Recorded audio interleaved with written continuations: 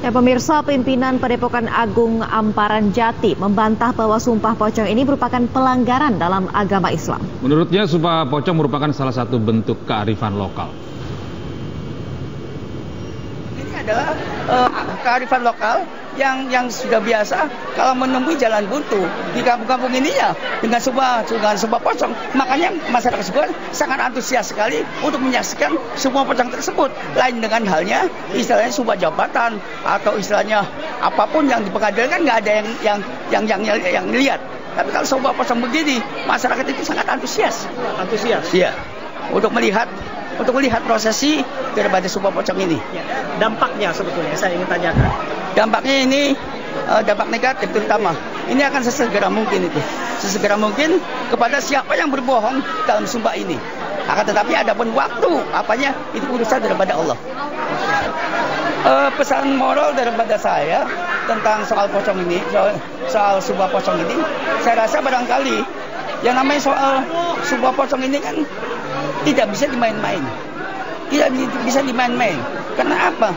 Sumpahnya biasa, sumpah pocong biasa, tapi efek atau tulahnya yang sangat luar biasa sekali. Jadi kalau kata saya, jangan main-main lah dengan sumpah pocong ini. Kita menangkap ada keriuhan, semoga ini nggak berarti apa-apa. Mungkin ada kehadiran seseorang. Ya, silakan dilanjutkan. Jadi begitu. Dan ada yang beranggapan kalau ini musyrik atau apa, ya silakan. Itu kepercayaan masing-masing. Dan kita pun nanti yang akan kita baca, nanti kalau prosesi akan kita iringi dengan bacaan Al-Ikhlas atau surat Al-Ikhlas atau Qul Huwallahu Ahad itu. Jadi musyriknya dari mana? Tidak. Jadi kalau Saka pribadi yang katanya buat Ibnu Rudiana, tadi awalnya nantang, kenapa kok nggak hadir? Alasannya apa lagi? Jadi kalau Rudiana nggak hadir sebenarnya nggak apa-apa. Bagi Saka nggak jadi masalah. Ini kan Saka juga ingin membuktikan kebenarannya seperti apa. Ini luar biasa. Pengacara Anda menangis sebelah kanan Anda, sebelah kiri Anda. Adikmu, kakakmu juga menangis di sini, abangmu juga. Dan juga harapan Saka tuh kepengen orang-orang yang tidak bersalah, yang 7 terpidana ikut bebas seperti Saka saat ini sudah berada di luar. Saka cerita kepada saya tadi sebelum kesini. Saka yakin bahwa mereka juga siap disumpah pocong untuk membuktikan kepada publik, setidaknya pada keyakinan mereka sendiri dan publik, bahwa mereka tidak seperti yang dituduhkan. Pasti siap. Yakin mereka siap? Pasti siap. Kalau Saka bisa bicara, dan saya yakin juga informasi ini akan sampai ke hadapan mereka melalui tayangan televisi yang ada di lembaga pemasyarakatan dan dimanapun mereka berada. Apa yang ingin Saka sampaikan? Ini saat ini kamera sedang menyorotnya secara live dan ada juga yang direkam dan lain sebagainya. Tapi saya yakin pesan ini akan disampaikan. Apa yang mau disampaikan kepada 7 terpidana yang meringkuk saat ini? Jadi buat teman-teman Saka yang masih ada di penjara di Lapas Bandung, kalau ada kesempatan gunakanlah sebaik-baiknya. Walaupun sulit dilewatinya, gimana caranya? Insya Allah pasti bisa seperti Saka. Kalau ada orang-orang lain yang berkata enggak, udah tantangin aja sekalian sumpah pocong. Jadi Saka minta, jadi buat orang-orang yang masih di dalam, teman-teman Saka yang di dalam,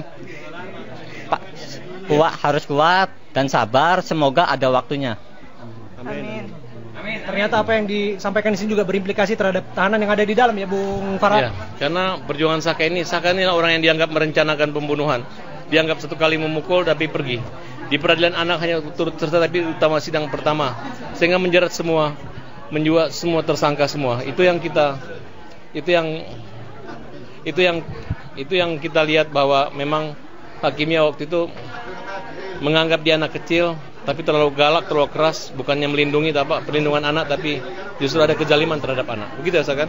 Iya. Ya, saya tambahkan ya, mungkin dianggap oleh masyarakat, terutama saya Herudin, pengacara Saka Tatal, dianggap oleh masyarakat bahwa sumpah pocong hanya sekedar budaya saja dan tidak bernilai secara hukum. Di sini sangat menarik.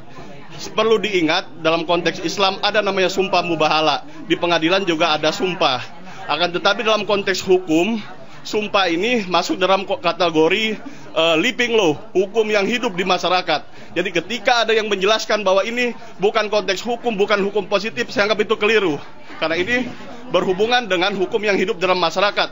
Dan seperti yang dijelaskan Pak Farhad tadi, berhubungan dengan langsung kepada Allah Subhanahu wa Ta'ala. Artinya ketika janji-janji dan apa yang dikatakan itu fitnah yang disampaikan oleh Rudiana itu adalah tidak benar, siap menanggung dan laknat Allah.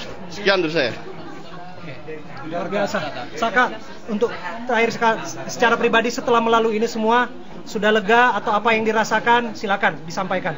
Ya, alhamdulillah. Yang saat ini juga Saka udah lega sekali. Juga ada saksi-saksi baru juga yang baru kelihatan juga. Jadi ada titik terang lagi buat 7 terpidana. Saka kalau dari Sumpah Pocong siap menanggung resiko kayak gimana juga Saka selalu siap. Karena kamu jujur ya. Karena Saka ini tidak pernah melakukan apa yang dituduhkan. Cukup.